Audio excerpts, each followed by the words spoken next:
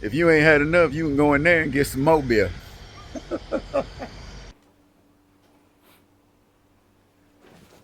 What y'all crazy people doing in my screen? Y'all look right there. That's CRC part 1. It's finished. It's being rendered right now. Then I'll have to upload it. So I was editing all day long. My eyes hurt. Anyway, I just walked across the street. Went to my little food stall. I got some pat galam, which is the stir-fried cabbage. That was 80 baht. Then I walked down to 7-Eleven. I did good with the low carb today, so I'm trying to stay with that. This is basically like bologna. It's 39 baht. I only got this because I couldn't find the grilled chicken breast that they have at 7-Eleven. Those are like 30 or 40 baht. I was going to get a couple of those, but I couldn't find them in there. So I don't know what the heck was going on with that. So I just got this. Not my first choice, but whatever. I got some Havarti cheese. This is actually kind of expensive. It's 175 baht. But so I had basically a little meat and cheese platter. I also bought some boiled eggs. These are 11 baht a piece. I bought all of them that they had, which was, I believe, 6. But I'll eat 3, maybe 4. 2 little small tomatoes. Normally, I would get these from Rompo Market because they'll be cheaper. The 2 of these was 13 baht from 7-Eleven. If I would have bought these from the market, they probably would have been 10 baht. So just a little bit cheaper. But actually, if I would have bought them from Rompo, I wouldn't have bought the Romas. Whatever these are, I don't know. They look like Romas. I'd have bought the bigger tomatoes and sliced them up. And then I've got some cashews for a snack, and I've had blueberries for dessert. I already have a strawberry milk in the fridge. I'll just mix that with a scoop of protein powder. And that's my dinner. It is about 3:30. So my window to eat closes at 6 o'clock. So once 6 o'clock hits, I'm finished. I'm going to make my plate, make my protein shake, and finish watching Edge of Tomorrow on YouTube with, who's that guy in it? Emily Blunt and Tom Cruise. It's funny because I was just talking to somebody about that movie the other day, and I came home and bam, it popped up on YouTube free with ads. So I'll finish watching that. If I finish it, I just said I'm going to finish it. Why did I say if I finish it? When I finish watching that, I might start watching Limitless.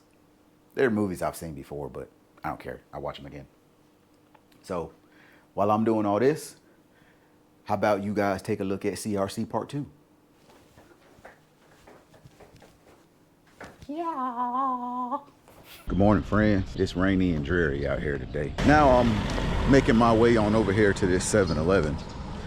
I got to get a little small bottle of contact solution, some baby oil. Yeah, man, we live in a crazy society, man. It's like the stuff that goes on, you can't say certain things without people's mind automatically going to something else. Now I use, in cycling, when you wear your cycling bibs, they sell different types of like chamois creams to prevent chafing. A lot of those chamois creams they can be expensive, but the one that I used to use back in the States is called chamois butter. They don't sell it here, and I tried to get some shipped here. It cost an arm and a leg, first of all, to get it shipped, and then when it got to customs wouldn't release it. So I wasted like 70 bucks. That was a long time ago last year. So ever since then, I'm like, I'm not gonna try to buy that anymore. So I just use baby oil. Let's see here. I think I have to make a right hand turn. Hold on one second, let me check my phone.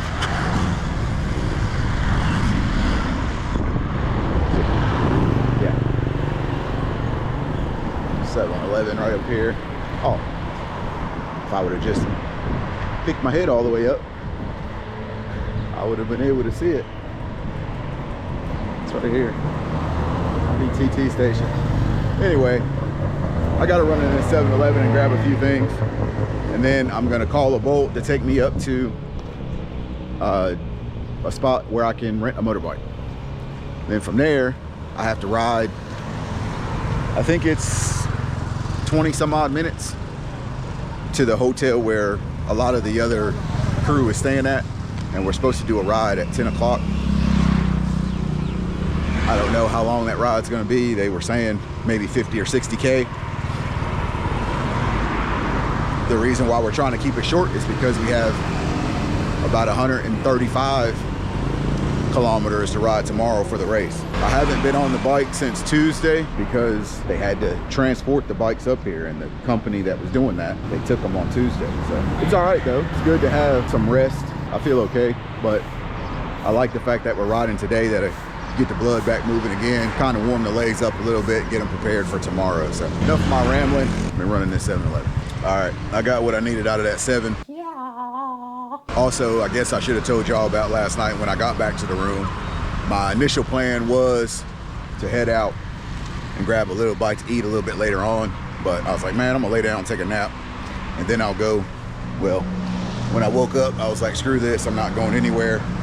And I ended up ordering some noodles off of Grab for like 60 baht.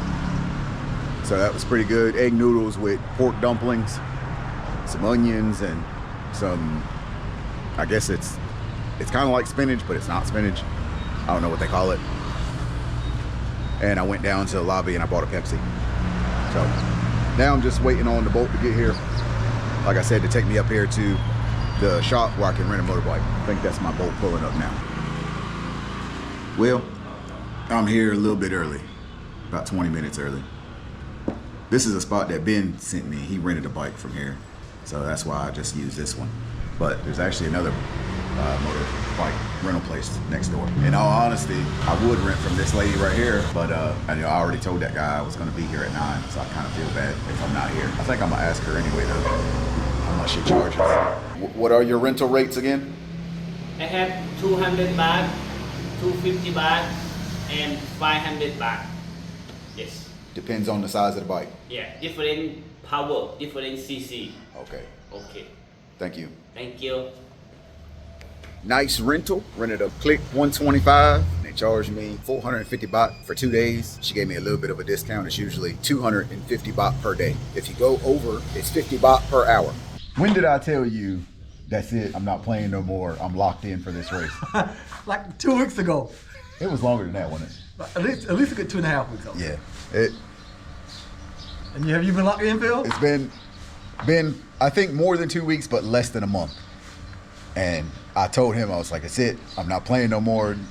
Low carb every day, no sugar, no cakes, none of that BS. I'm locked in for this race in Chiang Rai. And I was like, let's do it. And I was with him. So we was both going to the gym and doing everything. Well, then I fell off the wagon. And of course he didn't. And he had ordered some new jerseys, and he said his jerseys are too big for him. Yeah. Because he was locked in, I wasn't. Anyway, we out here at, what is this called? Duwal Hotel and Gallery. Got the fine staff here. Sawadi Kap. Sabai Mai. Kap. This is where most of the folks are staying. As I mentioned, my hotel is 15 minutes up the road, or about 15K up the road. This is a nice hotel. Looks nice anyway from the outside. The little photos and video that Jack put up yesterday, it looks like it's nice. Where I'm staying, I told you guys I'm only paying 60 bucks for 3 nights, and it's a brand new hotel. How much is your room? It was about 62 for 3 nights. So he's staying, what, like a kilometer and a half? Yeah. He's like a kilometer and a half away from me. Mine's pretty decent too. And he said his is pretty decent. It's like screw paying 2,000 baht a night. I'm not paying that. Sun's out. It stopped misting. Oh, this is another thing. Florida boys right here. When you're a Florida boy, Freezing. and you wake up and the temperature says that it's 70 degrees, he's like, oh, this is cold. Yeah. And it was, actually, it was lower than 70. What was it? Let's see what it says. This weather's perfect for me. I love it. It's better now that the sun's come out. Yeah, I will admit, when I left the hotel, when I went to the 66. when I went to 7-Eleven and it was misting in the air, it was cloudy. It was a little bit of a chill in the air, but to me, it was still comfortable. Like if it was like that tomorrow all day, I'd be fine. Oh no. I'd be just fine. Once I start riding and get the blood going, warm up, I'd be just fine. But this is even nicer though. Past the infamous White Temple on the way up here, I think eventually we will go and check out that White Temple properly. I can't tell y'all anything about this new format that I'm doing. I'm trying to give y'all a little bit more raw, if that makes any sense, a little bit less editing. But when I do that, you're gonna get a lot of this right here, a lot of pauses, a lot of a lot of me trying to figure out what to say next. And it's because I don't really plan a lot of stuff before I cut the camera on. I just cut the camera on and start talking. Again, to me, that's the best way to keep things real and authentic. Got Mr. Brett here. Phil? Brett, you from Colorado? I'm from Colorado. Where's Martin from? Germany, good old Germany. Martin's from Germany. Those are two of the strongest riders in our group. Thank you very much. I hate them for it, but what can you do? It's good to be back. It's near something that approximates mountains, I see, over in the horizon there. I think tomorrow we won't see much of them. We won't see much I of mean, it? well, Okay. we will see much of them, but we won't cross them. Okay. We The just route kind of they skirt have, around yeah, the... it's like there are some small hills, but nothing. They're upset that we won't be climbing. I'm from Virginia. I'm from the Blue Ridge Mountains. We have nothing but climbing there, but I'm glad we're not climbing here. I'm definitely glad we're not climbing tomorrow. Hey, look, well, if I look at the profile, it looks like the first 80 is down and the last 50 is up, basically, the rough trend. And it does look like there's a Tomorrow, couple yeah. spikes. Tomorrow it looks like there's one or two spikes. Yeah, but short ones, Yeah. like, I don't know, 50, 60 meter climb. Yeah. So it's a hill sprint. Yeah, exactly. We'll see. Unfortunately, I did not get that on camera, but that was the perfect example of what I'm talking about when I say everybody thinks I'm an asshole. Because 2 minutes ago, y'all heard me. I said to Brett and I said to Martin, there's the two of the strongest riders in the group, and I hate them for it, and they just got quiet. Simo just said, I hate you all, and everybody busts out laughing. Just waiting on everybody to ride out, man. I feel so lonely. I feel so depressed. I never ride this. Beautiful. Never.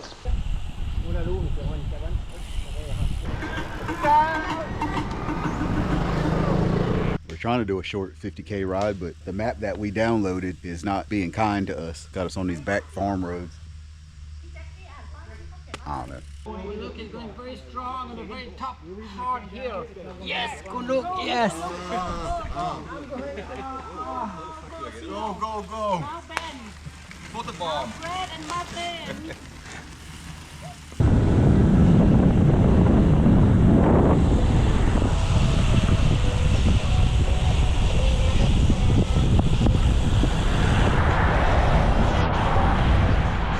All right, as you've seen, those back roads are crazy. So we came on over here to Singha Park. This is where the race starts tomorrow. We're gonna look and see if we can pick up our race packets.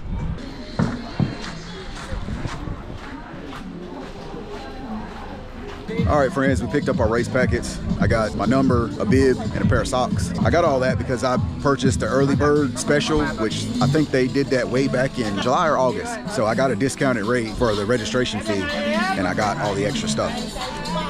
There's 4 different routes, 25, 60, 110, and 130K. Most of us signed up for the 130K. 2 of us signed up for the 110. Now that we're looking at the billboard and we see all the people that signed up for the 110, some of us are wishing that we signed up for the 110. It's always nicer to ride with a bigger group.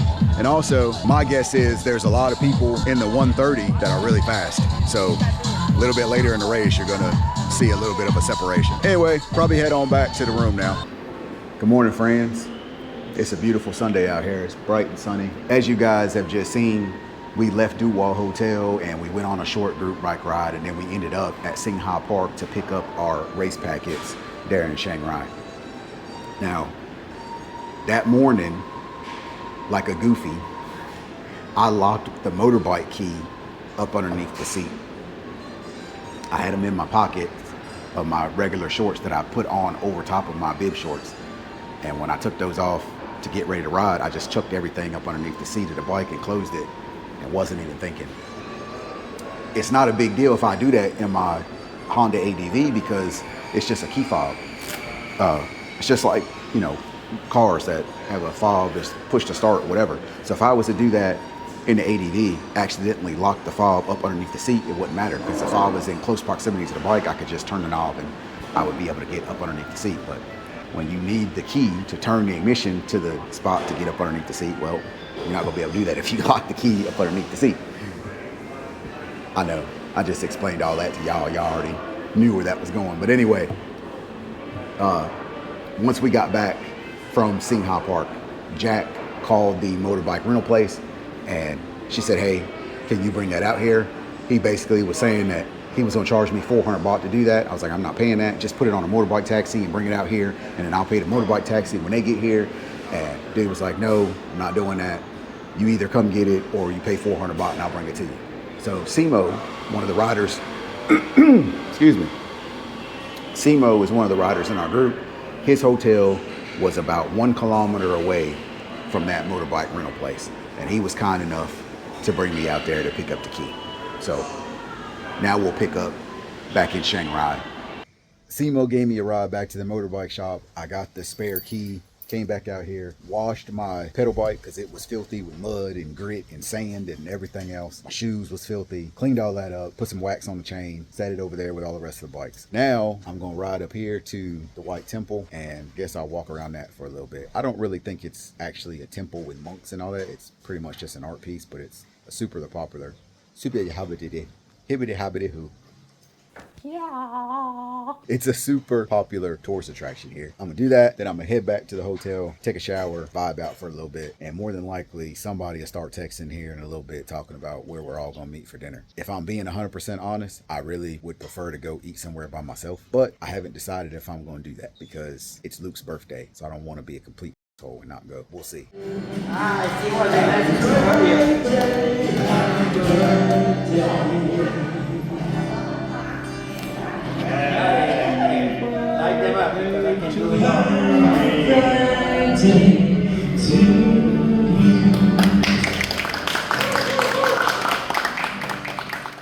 All right, friends, I left the birthday party and I headed back to the hotel to get some rest before race day. We had great weather that morning. It was bright and sunny, again with hardly any humidity. There's always a level of excitement in the air when many cyclists gather for a ride. Plus, I'm always anxious, wondering if I've completed enough training to perform well. Despite the pre-race jitters, it's always a time that I find myself smiling and grinning like a little kid. If you remember, there were 4 distances which these lovely ladies represented. Yellow was 25 kilometers, orange was 60 kilometers, red was 110 kilometers, and green was 130 kilometers. Each distance was led by masters who controlled the pace. The race organizers announced the rules to be followed during the race, and then we headed out under the sounding of the start horn. Unfortunately, our comrade Thomas, he rode for about 6 kilometers and then he had a flat rear tire, and so his race was over before it really got started. For the most part, the race route was pretty flat with no major climbs. There were a few rollers, but they weren't steep and they weren't very long. One of the rules announced by the race director was that it was mandatory that everyone stop at the first feed station. I don't really know why they did that, if they were concerned about safety, if they were concerned about dehydration or people bonking because they didn't eat enough. I don't really know why they did that, but I was glad that we had to stop because about 15 kilometers into the race, I had to pee like a racehorse. And so that mandatory stop at the feed station gave me an opportunity to relieve myself. They set up the feed station at a business which was right next to a big PTT gas station / 7-Eleven. And then once we filled our water bottles, the race marshals told us to go to the PTT station for everyone to regroup. Here in this photo, you'll notice that I'm not wearing the CRC jersey that I picked up with my race packet. And the reason for that is, because I'm a fat boy. and my gut was poking out too much. And so I gave that jersey to Ben for him to wear that day. After about 10 minutes, we left the PTT and we started the last 70K of the race. Those of us in the Cycle Hub crew were able to stay at the front of the pack. Not at the very front, but we weren't very far behind the Masters in green. Simo, Martin, Brett, and Ben were up front, and then Jack, and then me. At one point, the pace did get turned up to around 50K an hour, and even though they didn't keep that pace for very long, by the time they brought it back down, we had lost Jack. The last 5K of the race got really fast, and you'll see here that I was in pretty good position. We're still at the front of the pack, and at high speeds, cycling is kind of like car racing in the sense that you can draft. Now, Ben is a big dude. He's 6'4", and he weighs about 220 pounds. So if you're behind him, you benefit from the draft and you can save energy. He and I are also the two fastest sprinters in the Cycle Hub crew, and so I figured that if I could just hold his wheel and then launch my sprint whenever he launched, I would have a good chance at finishing in a decent position. The problem was there was one last turn from the main road back into Singha Park. I'll talk a little bit more about that in a minute, but all in all, the crew finished strong. Ben came in 4th, Martin in 9th, Brett in 11th, Simo in 23rd, and I came in 25th. 134K, 37.8, 4K average. Boy, we was moving. Good ride. So you'll notice that the average speed on my Garmin is a bit faster than the average speed on my final printout. And that's because my Garmin only counts actual moving time, whereas the final printout counts the total time from when you roll under the start gate to when you roll back under the finish gate. When we picked up our race packets the previous day, they also gave us coupons to be used for a variety of different drinks as well as a meal. So I grabbed a Pocari Sweat, which is a Gatorade type drink made in Japan, and I had some fried chicken and rice to eat. Also, when we picked up our race packets, they had us fill out a small little form and place it in a big box. And then on race day, they did a drawing. And if your number got called, you received a free gift, whether it was socks or bibs or a set of new tires like our buddy Lucas. I also think Luke won some arm warmers. Post-race is a time to pick up your finisher medal, take lots of photos with your friends or new friends that you may have made during the ride, socialize. You'll see families welcoming their loved ones back from a long ride, and you also talk amongst yourselves about the highs and the lows of the race. As I mentioned to you earlier, there was a final turn coming into Singha Park, and these photos right here aren't from the group that I was in, but they kind of give you an idea of what happened. Basically, there was the lead car, and when he went to make that final turn into the park, there were a couple of cyclists that shot the gap to beat the car through that turn. And when they did that, the car stopped. And I think he stopped because he was afraid that basically all the other cyclists were going to try to shoot that gap, and he didn't want to hit anybody. But where he stopped made it very difficult for anybody to get through. And so it created this massive bottleneck where people had to stop and basically put their foot down. By the time I got through the bottleneck and I looked up, I seen riders up front and Ben, they were in a full out sprint. And from that turn to the finish line was only 2K. And I thought to myself, there's no freaking way I'm gonna be able to catch them now. And it kind of took my spirit because my momentum was squashed. But I really feel in my heart of hearts that if that finish had been on a straight stretch, or if we could have taken that final left-hand turn at speed without the bottleneck, I really think I could have finished in the top 10. But I'm happy where I finished, 25 out of 200 people. I'm not gonna cry about it. I felt that the terrain in the race course really suited my riding style, and that allowed me to ride strong. And so if they do that ride again next year in Chiang Rai, if at all possible, I'll join. Good morning, friends. It's a Monday morning, about 10 minutes after 6. Did a little bit of searching on Google, trying to find a spot to come and watch the sunrise. So I came to this walk right here. I cannot remember the name of it. I'll put it up on the screen for you.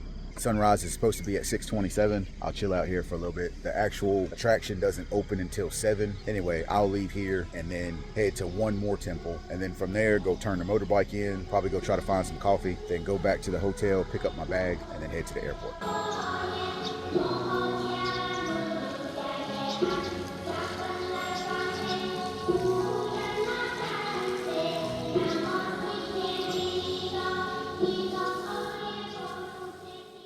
I think that I kind of got caught in the middle of their rush hour, and so it took me about 20 minutes to ride over to the Blue Temple. That temple opens at 7, and I believe I arrived around 7:30. As the video progresses, you'll see that once the crowds arrived, it was pretty difficult for me to get clean shots. When I visited the White Temple, I do think that it was nice. In my opinion, the Blue Temple was prettier. And I know I always use adjectives like ornate and intricate when I describe the temples, but it's really the truth. The artistry and craftsmanship, in my opinion, is very appealing to the eye. And as I mentioned to you guys before, I'm not a religious person, so while I'm sure that there's other religions out there that put as much time and effort and dedication into their religion, the only one that really comes to my mind is Catholics. I think of the Vatican in Rome, Notre Dame in Paris, the cathedral that I went to when I was in Manila, Philippines, the stained glass work, the sculptures, the artwork, the candle holders, the tile and stone work. All the people that did that work all those years ago, they were truly dedicated to their faith. So it's the same here in Thailand. When I visit the temples, it gives me an appreciation for how dedicated Thais are to their religion.